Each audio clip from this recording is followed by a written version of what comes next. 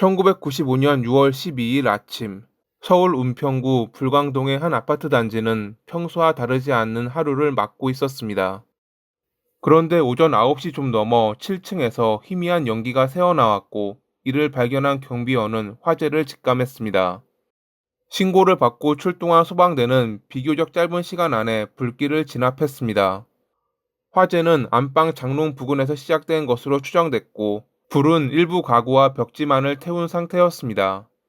그러나 불이 꺼진 뒤 드러난 내부 상황은 단순한 화재가 아님을 분명히 보여주고 있었습니다.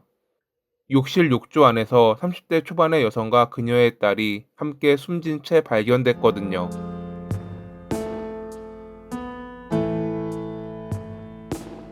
두 사람은 물이 채워진 욕조에 잠겨 있었고, 목 부위에는 외부의 힘이 가해진 흔적이 확인됐습니다.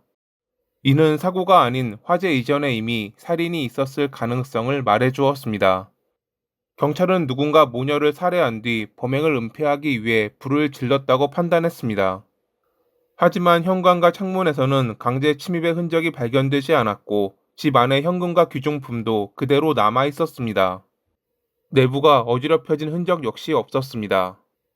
이것은 금품을 노린 범죄나 외부인의 우발적 침입과는 거리가 먼 양상의 범죄였습니다. 그렇기에 수사는 자연스럽게 피해 여성의 주변 인물로 향했습니다. 피해자는 인근에서 치과를 운영하던 전문의로 사회적으로 안정된 생활을 이어가고 있었습니다. 지인과 가족, 직장 동료들이 차례로 조사됐지만 뚜렷한 용의자는 쉽게 좁혀지지 않았습니다. 그 과정에서 사건 발생 당시 집에 없었다고 진술한 남편이 핵심 인물로 떠올랐습니다. 아내가 인테리어 업자와 불륜 관계가 있었다는 소문이 있었기에 검찰이 보기에는 그에게 동기가 충분하다고 판단했을 것입니다. 외과 의사였던 남편은 그날 아침 평소와 같이 집을 나서 병원으로 출근했다고 말했습니다. 그는 집을 나설 당시 아내와 아이 모두 살아 있었으며 별다른 이상 없이 배웅을 받았다고 주장했죠. 그의 출근 기록과 동선은 비교적 명확했기에 이 진술의 진위를 가르는 핵심은 모녀의 정확한 사망 시각이었습니다. 검찰은 법의학적 소견을 근거로 모녀가 새벽 시간대에 사망했을 가능성이 높다고 판단했습니다. 시신에서 나타난 시반과 사후 경직의 상태, 위 내용물의 소화 정도 등이 그 근거로 제시됐습니다. 이 판단이 받아들여질 경우 남편의 범행 가능성은 매우 높아지는 구조였죠.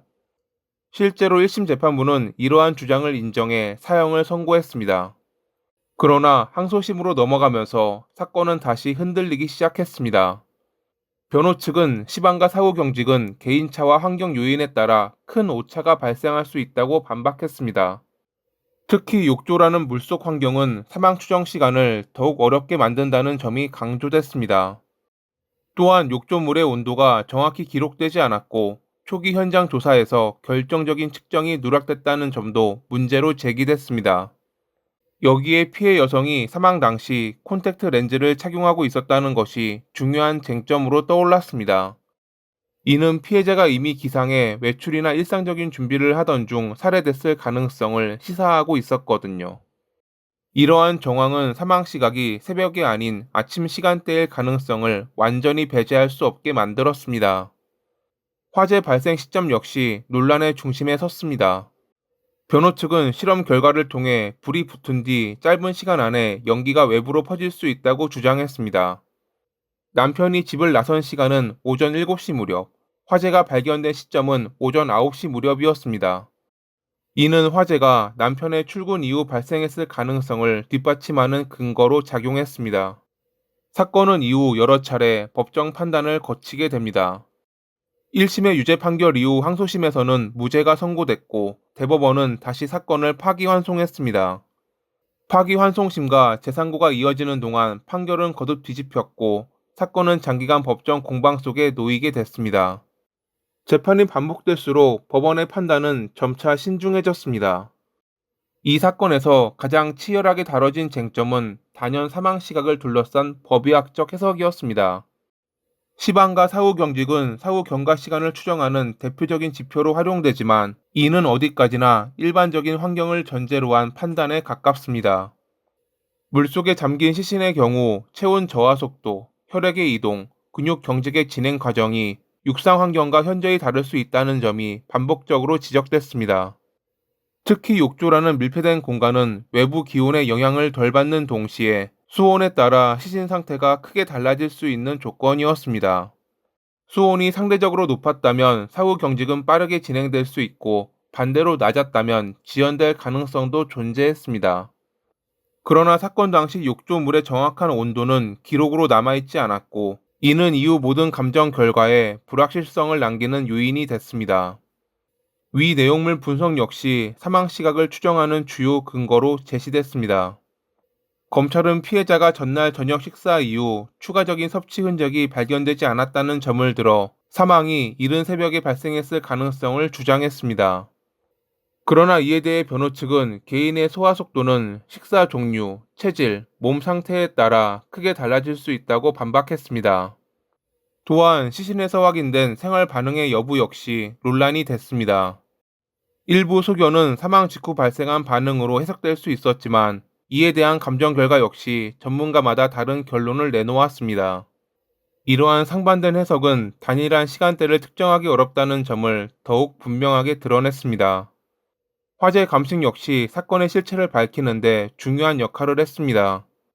안방 장롱 부근에서 시작된 불은 비교적 제한적인 범위에서 그친 상태였고, 이것은 대규모 화재를 의도했다기보다는 증거를 훼손하기 위한 목적의 방어였을 가능성을 시사했습니다. 그러나 불이 붙은 정확한 시점은 끝내 특정되지 않았습니다. 연기가 외부로 유출되는 시간과 신고 시점 사이의 간극, 그리고 실험 결과를 둘러싼 해석 차이는 방화 시점을 둘러싼 논쟁을 장기화시켰습니다. 이 역시 남편의 알리바이를 완전히 배제하지 못하게 만드는 요소로 작용했습니다.